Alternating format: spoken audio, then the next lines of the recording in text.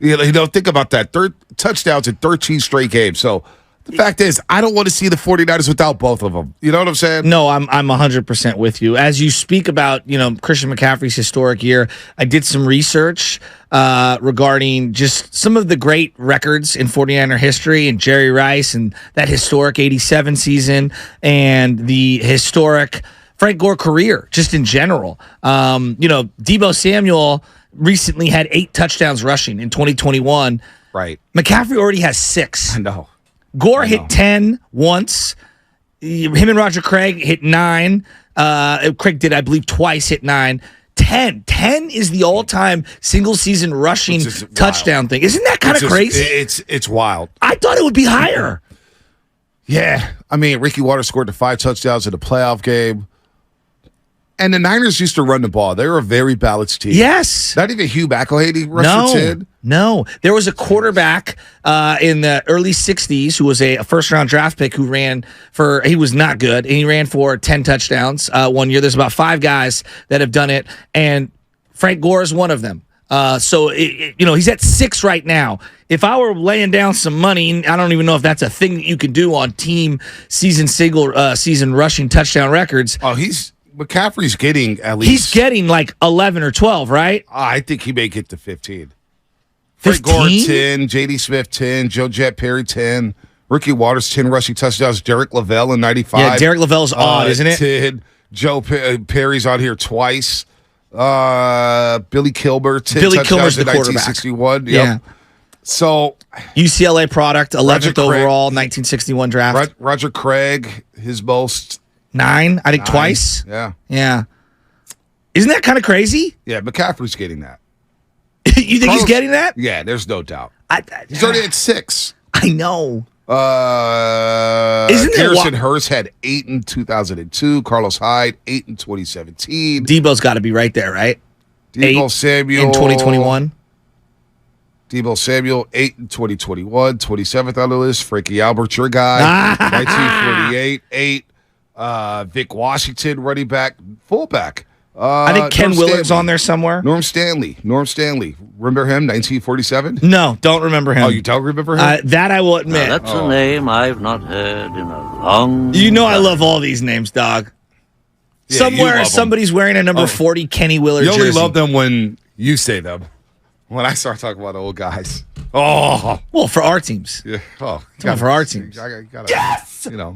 Gotta go outside the box a little bit.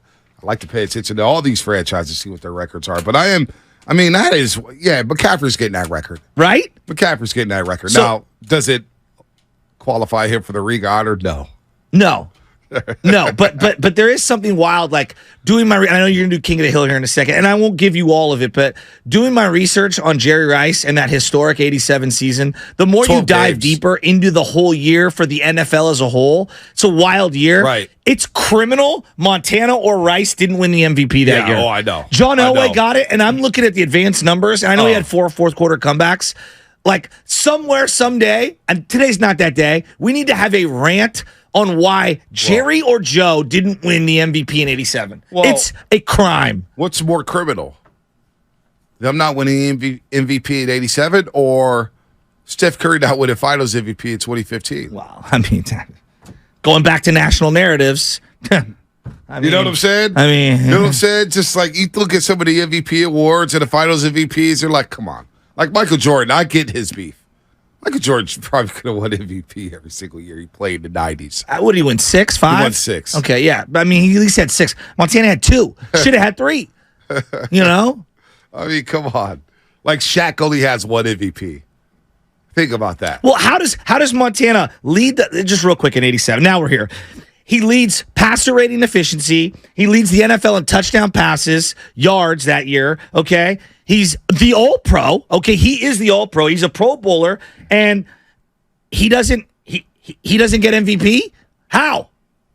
With Jerry Rice, 1,700. I got the whole in 87. In 87, you got to remember it was a scab year. What I mean by that, it was a strike shortened season because they played the games. They played the first 2 games. The Scabs came in, and it's a great 30 for 30 on the Scabs.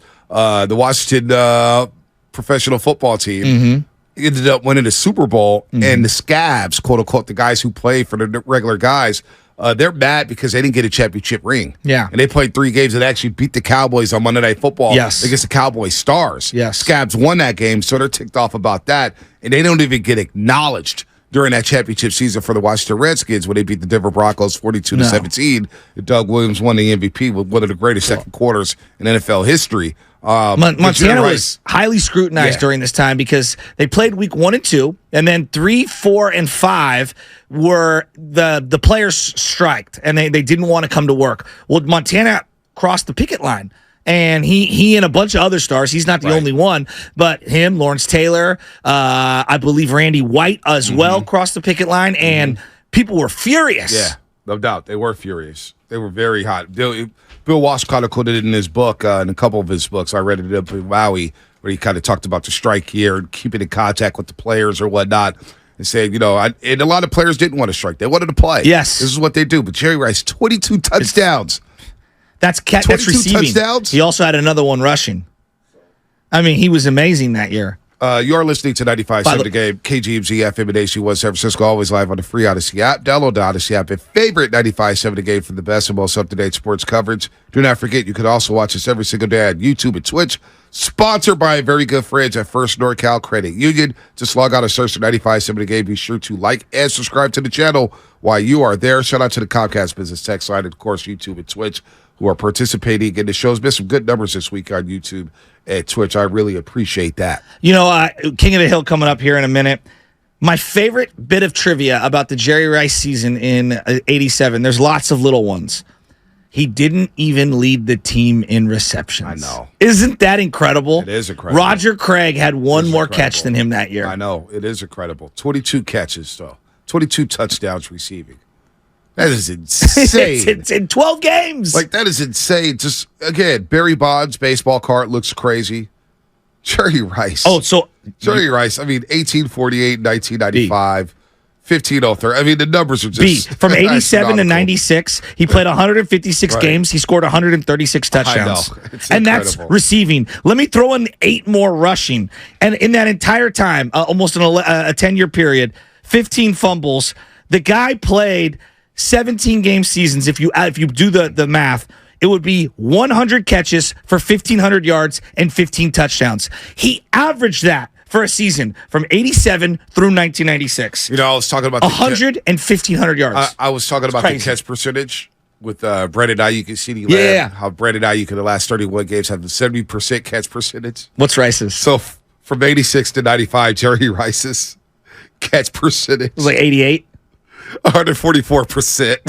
What? He doubles up Ayuk in catch percentage. That basically said he's not dropping anything. Wait a minute. That doesn't make sense. 144%. How? 144.3%. I don't know why. How does that? How can he get over 100? Catch percentage, receptions divided by targets. That's crazy. I don't know how he could get over 100. But Brandon Ayuk's through 31 games. I'm not the math teacher here.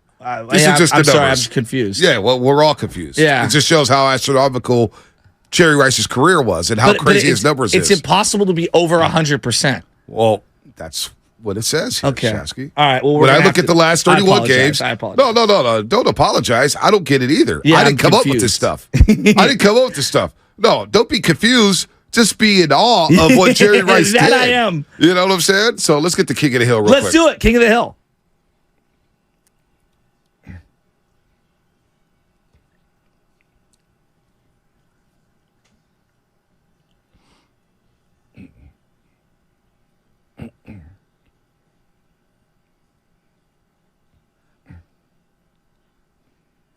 Nice.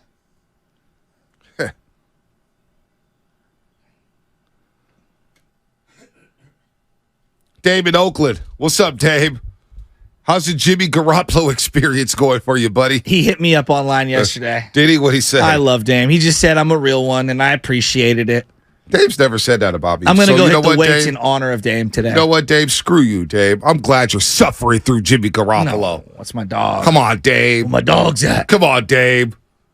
And you ain't getting Caleb Williams. They're saying Jerry caught every ball even when it wasn't thrown to him. Yeah. No, seriously, I'm looking at, King of the Hill brought to you by West Coast Men's Health, successfully treating men for ED and chronic pain. Visit westcoastmenshealth.com. Are you trying to figure out how Jerry Rice's catch percentage was over 100%.